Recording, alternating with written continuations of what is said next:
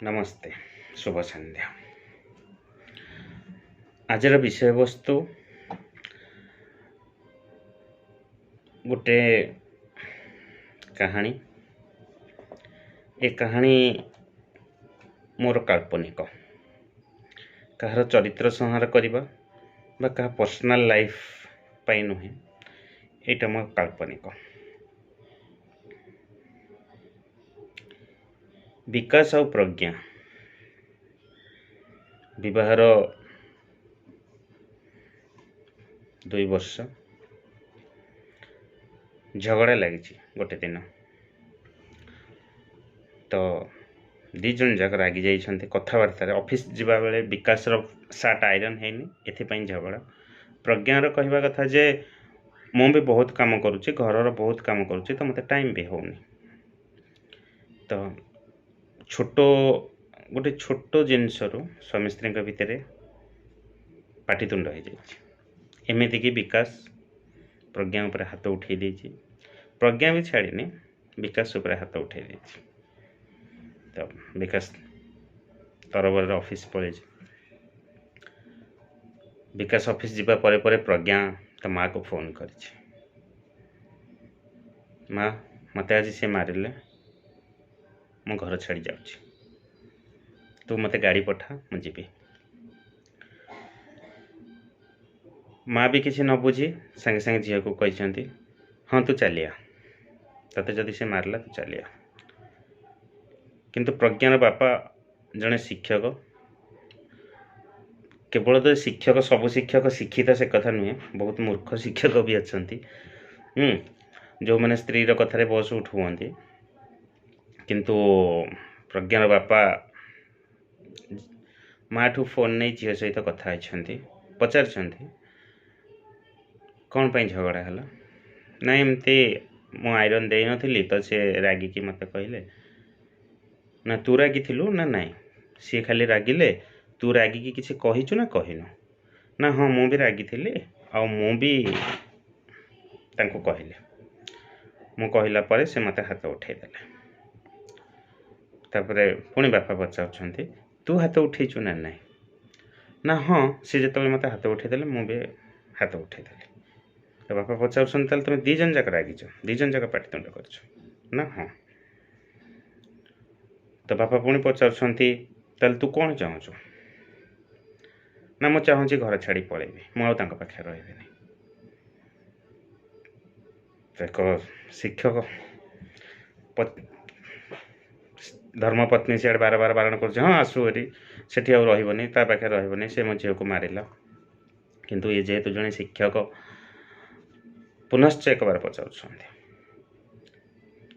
सत कहूँ तू चली आसबू, झील तो राग मोड़ अच्छी। प्रज्ञा कहूँ हाँ मुझे हेरी ना, ताल ठीक अच्छे तो आसे हेरी आम ताको डिवोर्स देदबा। प्रज्ञा चुप हो जाऊँ। बापा पुणी पचार ठीक से भाविकी कह, ताको डिवोर्स देदबा, किंतु आउ जोठी तोर बाहागर करवा से जे तो सहित झगड़ा न करिवो, से जे तो सहित हाथ न उठेब, ठीक से भावे कह। प्रज्ञा आ किसी कहीपरुनि।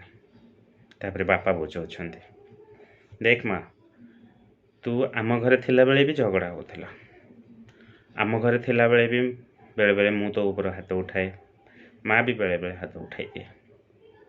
आ माने नुहे तो तू तो केबे घर छाड़ी चली जाइनु, तू रागु गोटे दिन न खाऊ तापर दिन खाऊ, सेटा को भी सेमती तो घर बोली भाव। आज बापा माँ आम दी जन अच्छु, काली की नथिबो तो तू सेते बेले कौन करिवु। आज मु गाड़ी पठेदेवी, तू पळे आसिबु, काली मु नथिबी, मामा भी नथिबो, तो तू कौन करिवु। प्रज्ञा बुझा चेष्टा करुछि।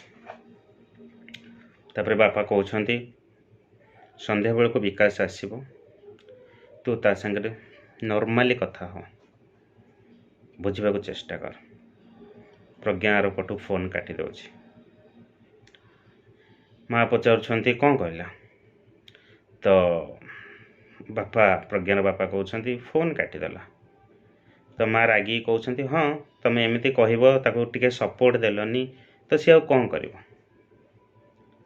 तो प्रज्ञान बापा कहते पिला बेले जितेबाला प्रज्ञा पड़ जाए मो तरबर होकि उठेवा जाए तो तुम से सब कहना सी तार उठू सी तार शिखु।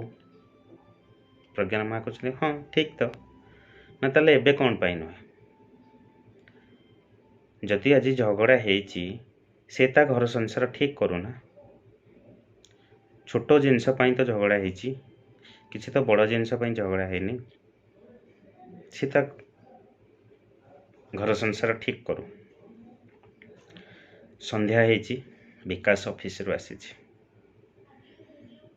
प्रज्ञा भी मुंड ठंडा कर रही कहीं सपोर्ट ही पाइलानी ना तो से भी चाहिला जे ना मु रही जदि सपोर्ट पाई था चली जाता गोटे छोट कली गोटे विराट बड़ गंठी रे परिणत होता जोटा फिटिबा मुस्किल हो जाता। यहाँ तो मूर्ख बापा माँ मैंने बुझाते आसिक सांगे सांगे झील को लेकिन पलांती। तो प्रज्ञा पचार चा पीब तो विकास कान धरी कही सॉरी मोर भूल हो जाता सकाଳେ ମୁଁ ରାଗି ଯାଇଥିଲି। प्रज्ञा भी कही सॉरी मोर भूल हो जाता मैं चाह दूची एतिक बेले मार फोन आसी प्रज्ञा कही माँ पचार विकास आसिले तो प्रज्ञा कही हाँ हाँ सी आसिले मुझे चा करुच्ची से सकाଳେ किसी खाई जाई नथिले मुझे खाइबा को दे सारला पर तुम सहित फोन रे कथा होची। प्रज्ञान बापा थिले पाखरे पचारे माँ को कौन कहला ना हाँ से कहला जे जोई आसिले आउ से खाया को दे सारा पर फोन कर खुशी बासी थिला बापा खुशी होती से कहते माँ को जदि एबे बहुत गुड़ाए घर भांगुची तो यही कारण पाई जे आमे माने तांको कथारे मुंड भर्ती करछे आमे माने जदि आम तांकोठु दूरे रहिबा ताले बहुत भलरे से माने चलिबे से माने सेमानकर सुविधा असुविधा निजे मैनेज करने को चेष्टा करेंगे। ए घटना कहार ए गप कहार पर्सनल लाइफ पाई नुहे बहुत देखी बहुत जगह शुणी एमती रे घर भांगी जाए तो से बापा माँ मान को अनुरोध तुम जिदी तुम आत्म बढ़िबा पाई कहार घर न भांग जदि किसी भूल थाए क्षमा करेंगे आ जदि गप भल लगिला मो चैनल को सब्सक्राइब करेंगे लाइक करेंगे और शेयर करेंगे। धन्यवाद नमस्ते।